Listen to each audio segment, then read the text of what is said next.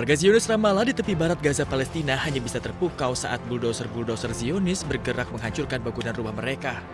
Menurut warga, pembongkaran bukan kali pertama dilakukan oleh tentara Israel, di mana pada tahun lalu Israel telah melakukan 538 operasi pembongkaran dan menghancurkan sekitar 1.400 bangunan yang diantaranya 304 rumah berpenghuni dan 490 fasilitas pertanian. صار لي ببني فيها 3 سنين وداري بكت شبه جاهز يعني وفيش قبل شهر زمان رن علي المحامي وبلغني انه دارك جابوا لك قرار هدم وهلكي قرار هدم صار المفعول في اي وقت بيجوا بهدوا ما اعطوني وقت انه استأنف للمحكمة ولا اسوي اشي. Menurut otoritas perlawanan Israel, pembongkaran juga dilakukan di provinsi Tubas dan Nablus dan menargetkan bangunan-bangunan yang menjadi sumber mata pencaharian dan fasilitas pertanian.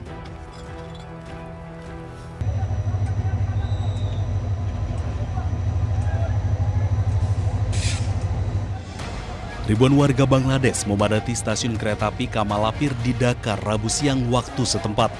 Mereka berangkat menuju kampungnya masing-masing untuk mengikuti pemilihan umum dan referendum Parlemen Nasional ke-13 yang akan digelar pada hari Kamis. Nampak peron stasiun dipenuhi penumpang, mereka berebut naik ke gerbong kereta yang sudah penuh sesak. Sejumlah warga bahkan rela duduk di atap atau bergelantungan di sisi gerbong demi menempuh perjalanan jauh menuju wilayah pedesaan. Bagi banyak pemilih, pemilu kali ini dinilai sebagai momen bersejarah. Pemilu ini menjadi yang pertama sejak berakhirnya 15 tahun kepemimpinan Sheikh Hasina. এবারে ভোটটা হচ্ছে আনন্দ মানে ঈদের মতন আনন্দ হচ্ছে, সবাই একসাথে যাচ্ছি, প্রায় দেশের সকল মানুষ দেশে যাচ্ছি, অনেক আনন্দ হচ্ছে। জীবনের প্রথম ভোট, আমি ভোট জিতে যাচ্ছি, মানে আনন্দ অনেকটা অনুভূতি, আলাদা একটা অনুভূতি, যে অনুভূতি মানে বলায় প্রকাশ করা যাবে না। Meski tingginya antusiasme pemilih, laporan kekerasan sejak Selasa malam memunculkan kekhawatiran soal keamanan pemungutan suara. Pemilihan Parlemen Nasional ke-13 dan referendum konstitusional akan berlangsung di 299 daerah pemilihan pada hari Kamis dengan hasil lengkap diperkirakan pada Jumat sore.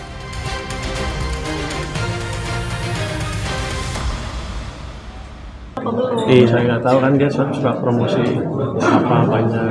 Saya cuma cek kan ke galangan ada nggak yang diorder, ya belum. Berarti kan belum ada pesanan sana. Mau dibikin dalam kapan saya nggak tahu. Ya udah, Tapi emang benar belum cair, Pak. Pak? Yang betul Pak Atarngedo, mungkin saya datanya salah. Pak, kata Pak nanti Atarngedo. uangnya kata pinjaman. Tapi pinjaman juga nanti kan lewat kita juga kan. Tetap aja. Pasal dalam Undang-Undang ITE, informasi dan transaksi elektronik, yaitu pasal 27A.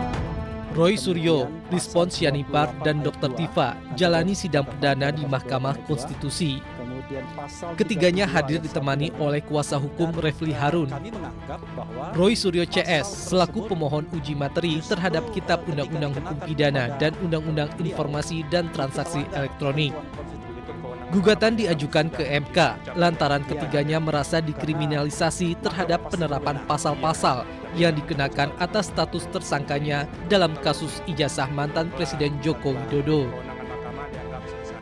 Sudah saya katakan tadi, mereka adalah warga negara Indonesia dan mereka merasa dirugikan hak konstitusional mereka karena saat ini mereka ditersangkakan dengan pasal-pasal yang kami mohonkan ke hadapan majelis panel hakim Mahkamah Konstitusi. Inilah pasal-pasal yang digunakan untuk menersangkakan mereka dalam kasus yang dikenal publik sebagai kasus ijazah palsu mantan Presiden Joko Widodo. Wakil Ketua Mahkamah Konstitusi Saldi Isra sempat menegur Refli Harun yang menjadi kuasa hukum dari Roy Suryo CS. Saldi menegur karena kuasa hukum tidak terlebih dahulu menyampaikan kewenangan MK dan kedudukan hukum atau legal standing dari pemohon. Ini kalau begitu kewenangan mahkamah dianggap sudah diucapkan ya, disampaikan ya. Karena ya, mahkamah pasti berwenang. Iya, tapi legal kan, standing Pak pasti Refli, diterima. tunggu dulu, jangan cepat-cepat. Ini kan kalau ditegur hakim nanti bisa rusak juga Pak Refli. Pelan-pelan. Kewenangan mahkamah dianggap selesai. Nah, sekarang Bapak jelaskan legal standingnya di mana, begitu ya. Jangan melompat-lompat Pak. Orang belum legal standing udah sampai ke pokok permohonan Bapak ini. Permohonan uji material diajukan Roy Suryo CS berlanjut di MK. Roy Suryo CS menilai pasal-pasal yang digunakan dalam perkara ijazah Jokowi kerap disalahgunakan untuk mengkriminalisasi pendapat ilmiah dan akademik. Tim Liputan iNews melaporkan.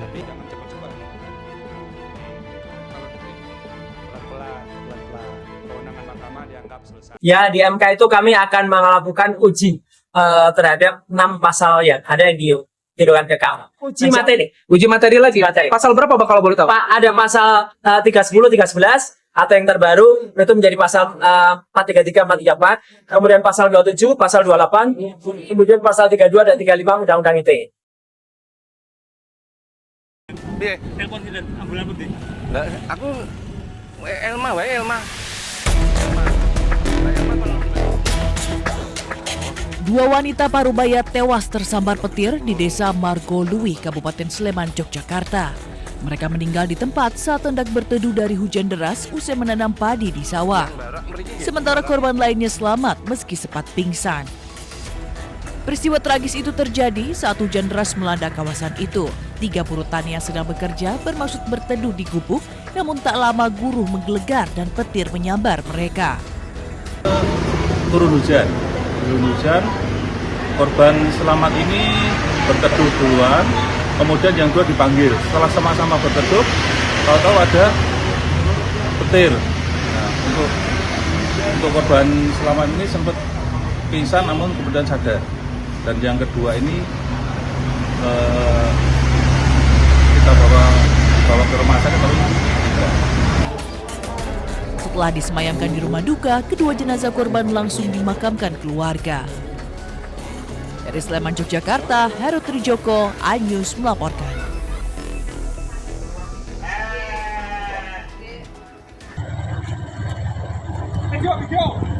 Pokok video pokoknya. Bang parane wong tuamu ae. Rahasia, Bos. Video. Cepno guri. Seorang pemuda diarak warga dalam kondisi telanjang bulat di Kabupaten Blora, Jawa Tengah viral di media sosial.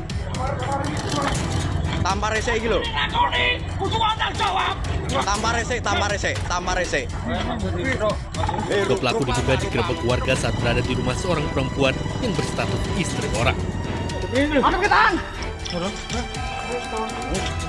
Setelah digerebek, terduga pelaku dikeroyok sekitar 30 orang, ditelanjangi serta diarak menuju balai desa dengan kondisi tangan terikat dan sempat diancam akan dibakar dan dibunuh. Atas peristiwa tersebut, korban melaporkan dugaan tindak pidana penganiayaan ke Polres Blora. Itu kita belum tahu yang melaporkan nanti pelaku atau apa. Dimungkinkan juga nanti karena diakibatkan oleh memang diduga dari ada akibat diduga pezinaan ya atau perselingkuhan, mungkin juga ada laporan tentang sebab akibat itu. Polisi menyebut penanganan kasus masih dalam tahap penyelidikan dan belum ada pihak yang diperiksa secara resmi.